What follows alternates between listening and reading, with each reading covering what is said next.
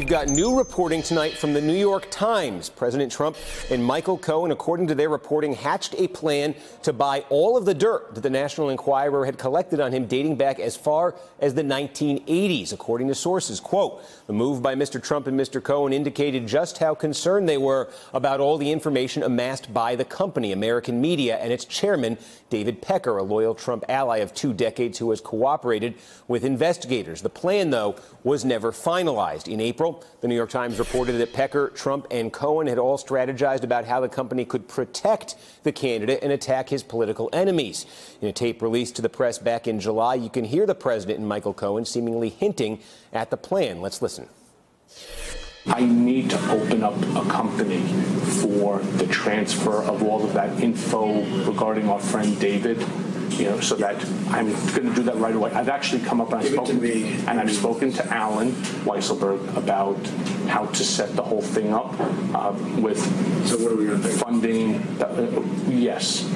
And it's all the stuff, because you never know where that company, you never know where he's going to be. Correct. So I'm all over that. And I spoke to Alan about it when it comes time for the financing, which will be. What financing? We'll have to pay you. So no. I got no.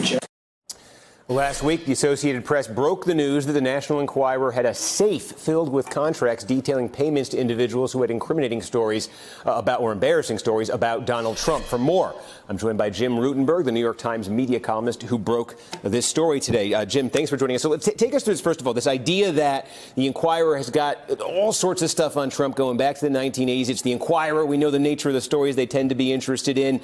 And there was almost a deal to transfer that to the Trump campaign. When did this happen? Why did it break down? What were the terms would it have been? The period that we're looking at is that period in the kind of late August, early September.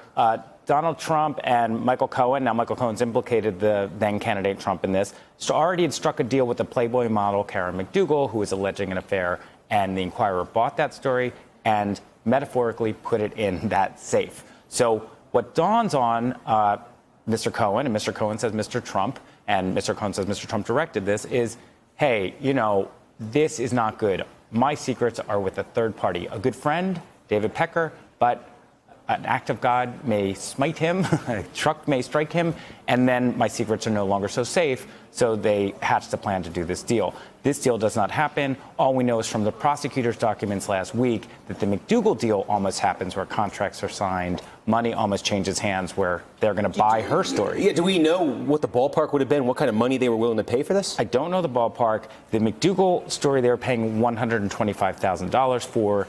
That would have been a loss for the Enquirer, because the Enquirer bought her story for $150,000 plus some other things I guess they would have gotten to hold on to. So we don't know dollar figure, and we really can't say if it got to the point where they knew what that dollar figure would be, because that is not the deal that. And did they know? Did the Enquirer give them a sort of here's the library of stuff we have, take a look, figure out what it's worth to you, or was it sort of just a more vague? They've got some stuff, we're not sure what it is, but it's better if we have it. We only know what we've reported so far. Now, here's the interesting thing: we all may learn a lot more about this if the investigation that led to Michael Cohen's guilty plea last week keeps going, and maybe we'll learn a bit more of what was at stake here, and that could be very important in the investigation. The other thing, I guess this gets to a bigger question, too, about the nature of the relationship between Trump and the Enquirer, because on the one hand, this is a friend. This is David Pecker. The payments in the campaign in 2016 have sort of been presented as this was Pecker going to keep it from going to the press. He would buy up the story. That would do the Trump team a favor.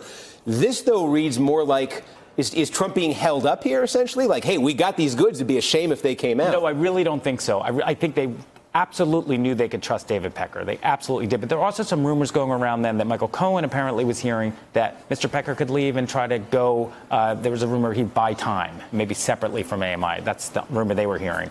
At least because I guess the question that occurs to me just looking at it is, if Pecker's a friend, why doesn't he say, hey, guys, I don't want your money. I want you to win the presidency. Here's everything. Go take it and burn it in a field somewhere. It's still a business, right? A lot of resources went into that material long before David Pecker was even the chairman. This is decades of stuff that reporters had. It's a thing of value. So David Pecker is known to be a businessman. He is. He's not going to put friendship over business to that degree. So it looked like an arrangement could have possibly happened.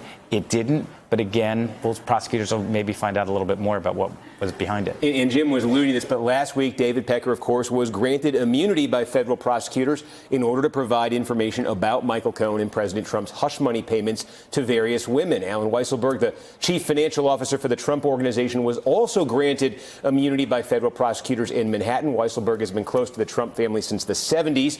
Bloomberg News asked the president about his cooperation. The president told Bloomberg that he 100% didn't feel betrayed because Weisselberg's cooperation was related to, quote, a very limited period of time. That has been my understanding here from what the legal experts are saying. The Weisselberg cooperation different maybe than the term as we normally understand it. I mean, that's understanding as well. He hasn't been fired from the Trump Organization. I don't think they would keep him around if they thought he betrayed the company or the president. And the other thing is, imagine if he had pleaded the Fifth. Because that was an option, right? So you'd have, if you had the CFO of the Trump Organization pleading the Fifth, that would be a bad look. So especially when it's this limited. And it's interesting, too, just because Trump going back to the 1980s, I mean, he had a relationship with the New York Times, with the National Enquirer, going back that far, potentially as a source. Yeah, amazing. I mean, the reason this story is so fundamentally American and so even Palm Beach, right, is that the Enquirer was in Palm Beach, Mar-a-Lago's in Palm Beach.